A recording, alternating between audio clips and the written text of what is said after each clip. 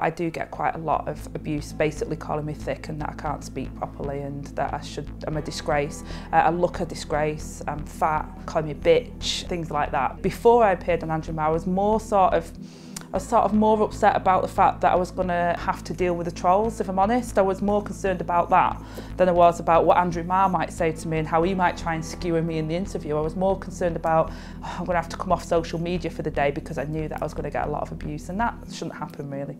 Some of the headlines about this hard left bullying to me is astonishing when you see some of these papers and the way that they've portrayed, especially with the Brexit vote. They've got no room to talk about abuse and inciting abuse. I think it's quite worrying, some of the language. And Theresa May, the language that was used against Diane Abbott and against Jeremy Corbyn, the campaigns that they run was very, very personal and incited people to make those sort of comments and abuse Theresa May. Quite frankly, you should set the standard, you should set the tone, and their tone and standard throughout the general election was absolutely disgraceful. Jeremy Corbyn, by contrast, has never involved himself in any personal attacks and has not risen to any of that. They call him Zen-like in the way that he's dealt with the attacks that he's had, and I think he sets a good example for all of us, and that's what we should do as leaders and as politicians. Women in particular do suffer significantly, especially if we're strong women.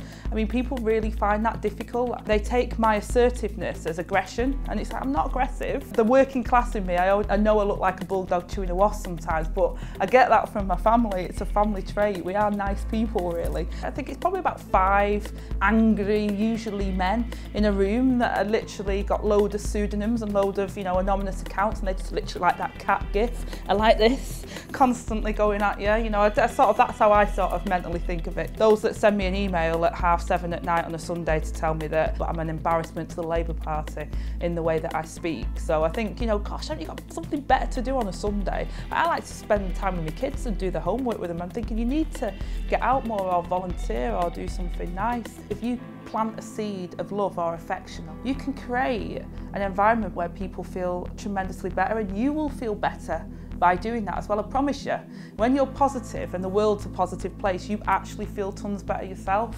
So it's actually good for you. The world is bigger than one accent or one place. We're all different and we all bring something unique to the table. So be kind with me. I'm a human being and I'm still the girl I was, who was bullied at school for being a ginger girl from a council estate. So I remember the bullying that I had then, and I don't like bullying online, so please be nice and gentle with me. And for all those that say really nice things, thank you, because you keep me going.